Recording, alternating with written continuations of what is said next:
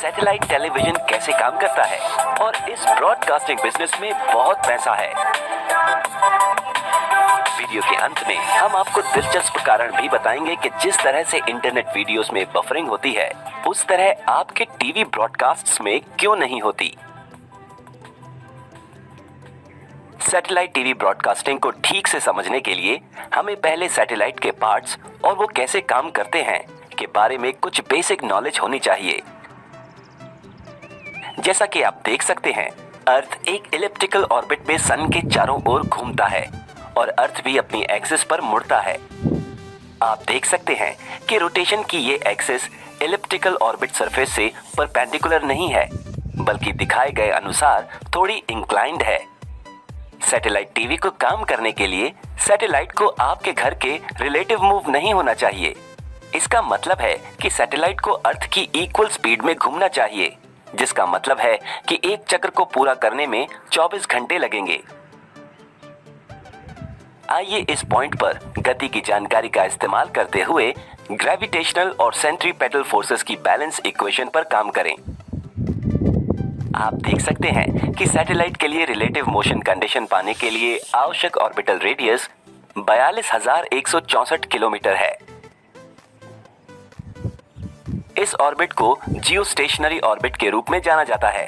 Satellite TV purposes के लिए इस्तेमाल किए जाने वाले सभी सैटेलाइट्स को इस ऑर्बिट में पार्क किया जाना चाहिए।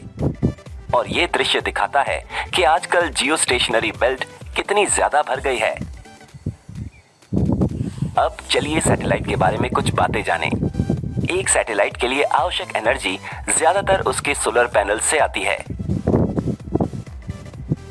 हालांकि अगर सैटेलाइट सूरज के सामने नहीं है, तो एक बैटरी पैक उसके ऑपरेशंस को जारी रखने में मदद करता है। ये जानना दिलचस्प है कि सैटेलाइट्स में थ्रस्टर्स नामक छोटे इंजन होते हैं। एक सैटेलाइट द्वारा अनुभव किए जाने वाली ग्रेविटेशनल फील्ड अर्थ की सरफेस, मून और सन के प्रेजेंस के कारण एक समान नहीं है। सैटेलाइट की ओरिएंटेशन और पोजीशन को हमेशा सही रखने के लिए थ्रस्टर बहुत अधिक मात्रा में फोर्स प्रोड्यूस करता है। कम्युनिकेशन पर्पसेस के लिए सैटेलाइट का सबसे इंपॉर्टेंट पार्ट ट्रांसपॉन्डर होता है। ट्रांसपॉन्डर्स एक फ्रीक्वेंसी पर बेस स्टेशन से सिग्नल्स प्राप्त करते हैं, सिग्नल की शक्ति को बढ़ाते हैं, किसी भी शोर को निकालते हैं और इसे एक अलग फ्रीक्वेंसी पर अर्थ पर वापस ट्रांसमिट करते हैं। अपलिंक फ्रीक्वेंसी हमेशा डाउनलिंक फ्रीक्वेंसी से ज्यादा होती है। आप अलग अलग फ्रीक्वेंसी बैंड्स के एंटेनास देख सकते हैं। D2H के लिए KU बैंड फ्रीक्वेंसी का आमतौर पर इस्तेमाल किया जाता है। इन KU बैंड सिग्नल्स में अच्छी शक्ति होती है, जिसमें छोटे आकार के रिसीवर एंटेना को फिट किया जा सकता है। अतीत में C बैंड सिग्नल्स, जिनकी एनर्जी कम होती है, टेलीविजन कम्युनिकेशंस के लिए इस्तेमाल किए जाते थे और इसलिए पहले के दिनों में बड़े एंटेनास का इस्तेमाल किया जाता था। हालांकि KU बैंड सिग्नल्स बारिश से अफेक्ट होते हैं, इसलिए साइंटिस्ट्स को सैटेलाइट टेक्नोलॉजी में सुधार करने की जरूरत है। अब जब हमारे पास कुछ बेसिक जानकारी है, तो आइए देखें कि सैटेलाइट टीवी टेक्नोलॉजीज के माध्यम से सैकड़ों टीवी चैनल्स आपके घर तक कैसे पहुंचते हैं। इस टीवी चैनल के मामले पर विचार करें।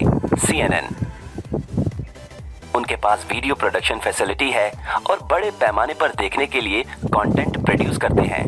24/7 हम उन्हें प्रोग्राम सोर्स कहते हैं।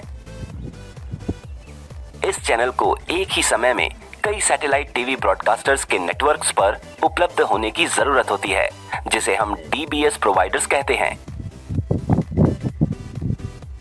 इस CNN को प्राप्त करने के लिए बस अपनी जियोस्टेशनरी ऑर्बिट में अपने किराए के ट्रांसपॉन्डर पर सिग्नल को भेजते हैं।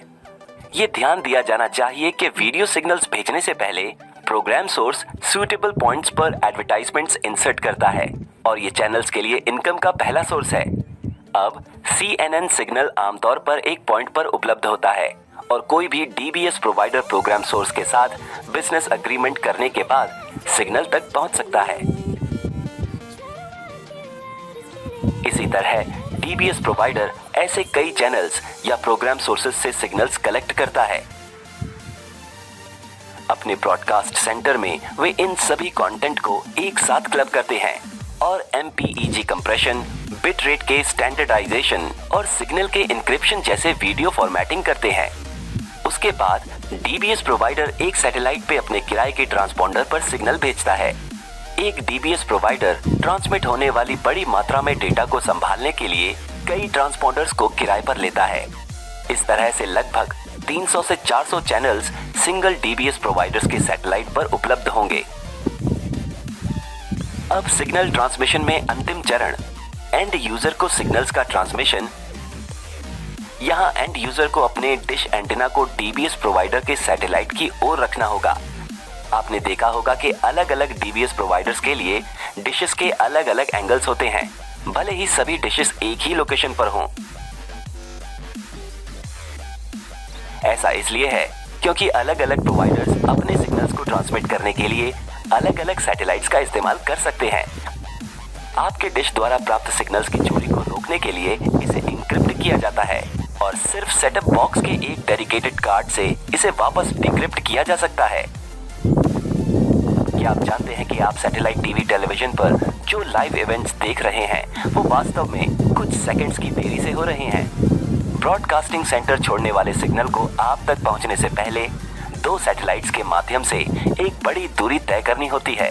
भले ही सिग्नल लाइट की स्पीड से ट्रेवल करता है, लेकिन इतनी बड़ी दूरी लगभग 0.5 सेकंड्स की देरी का कारण होगी। एक लाइव ब्रॉडकास्टर सामान्य देरी के अलावा एक प्रोफेनिटी देरी भी जोड़ सकता है। अब इंटरनेट वीडियोस और सैटेलाइट टीवी के बीच के दिलचस्प कंपैरिजन के लिए टेलीविजन और इंटरनेट टेक्नोलॉजीज दोनों एक डिजिटल फॉर्मेट में जीरोस और वंस के रूप में डेटा ट्रांसमिट करते हैं। जिस तरह से YouTube या Facebook वीडियोस पर बफरिंग होती है, उस तरह आपके टीवी पर क्यों नहीं होती। सैटेलाइट टेलीविजन पर ब्रॉडकास्टर सिर्फ 300 से 400 चैनल्स या वीडियो स्ट्रीम्स प्रोवाइड करता है और यूजर को इस छोटे कलेक्शन से सिर्फ एक को चुनना होता है। हालांकि इंटरनेट पर हर एक यूजर की डिमांड बहुत अलग है।